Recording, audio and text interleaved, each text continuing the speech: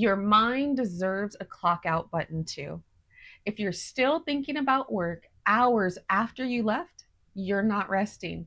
You're rehearsing stress. And that quiet hum of anxiety, it adds up. In this video, you'll learn 5 real strategies to stop obsessing over work and start feeling human again. Let's talk about how to stop thinking about work all the time because you deserve a life outside of the office too. Here's what we're going to cover: why your brain refuses to shut off after work, even when you want it to, what actually works to stop work thoughts from hijacking your evenings and weekends, and how to mentally switch from work mode to personal life without guilt, anxiety, or spiraling into the worst case scenarios. These are real tools that help you finally feel like you again, not a walking to do list. You know that smart TV, you press the input button to switch from HDMI 1 to HDMI 2? Well, work is HDMI 1 and home is HDMI 2. But if your brain keeps flipping back to HDMI 1 when you're off the clock, it's not because you're failing. It's because no one taught you how to manually switch inputs in your brain. And that's exactly what we're going to walk through. Your brain doesn't shut off like a machine, it toggles just like that smart TV. And it's wired to default back to what feels urgent or unresolved. There's actually a name for this. It's called the Zeigarnik effect.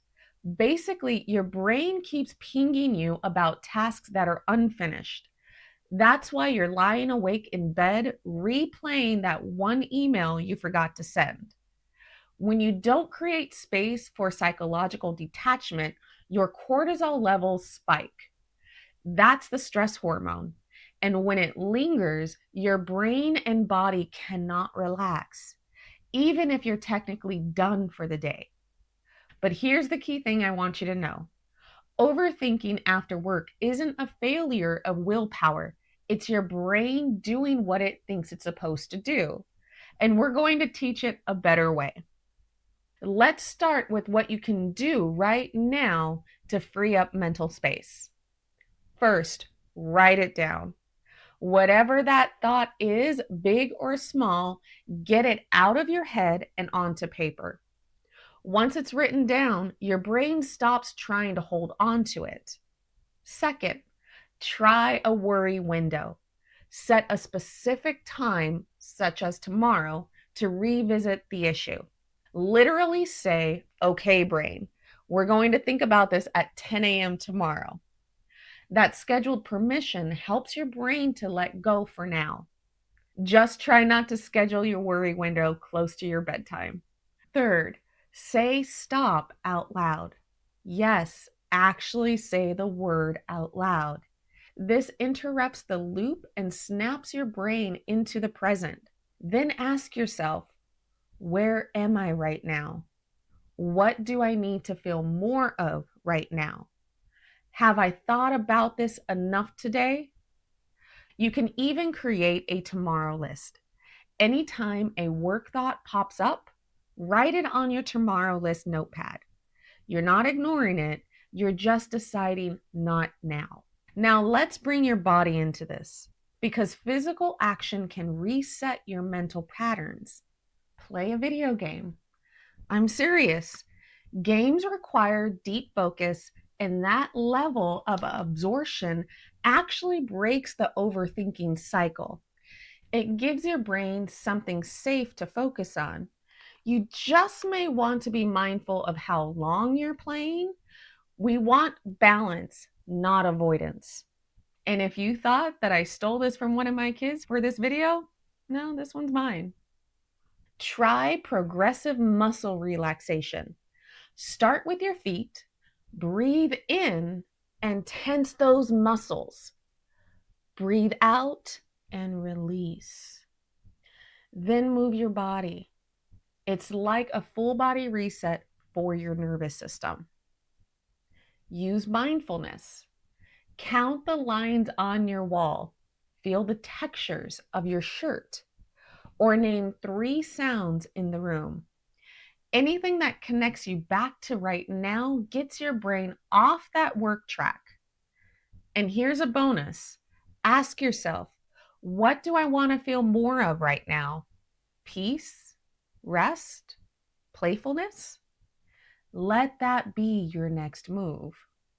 Now, for the lifestyle shifts that actually make all of this easier and long term, fix your sleep hygiene. No screens right before bed, cut out caffeine after lunch, create a wind down routine for your brain that you can rely on. Move your body and do that daily. Just 10 minutes of movement can change your brain's chemistry and reduce stress. Go for a walk at lunch or after work.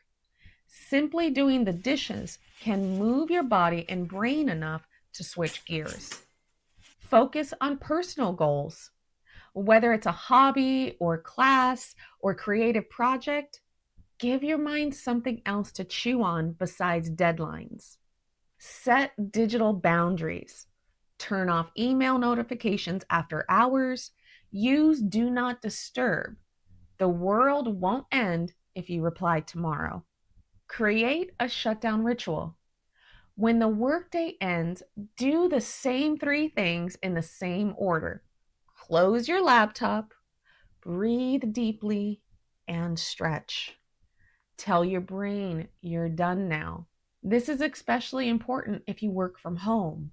And finally, talk to someone: a therapist, a coach, or a trusted friend. You don't have to untangle this all alone. You've just learned how to stop thinking about work all the time. But even if you do all of this right, there's still that little anxious voice that whispers, what if something else goes wrong? That fear, that's the real reason your brain won't let go. Watch this next: how to overcome fear of something bad happening. It'll help you stop living in the worst case scenarios and start living in real time again. And if you're in Washington and looking for therapy support, we're here. Visit goldenwestcounseling.com to get started with a therapist who can help you move from insight to change. And for those looking for a more personalized, concierge level therapy experience, I personally offer premium support tailored to high functioning professionals in California, Washington, Oregon, and Arizona, where I combine therapy and professional leadership to support high achieving professionals in breaking unhelpful patterns, reconnecting emotionally, and leading with integrity. Go to goldenwestcounseling.com and click on Veronica Anderson's profile.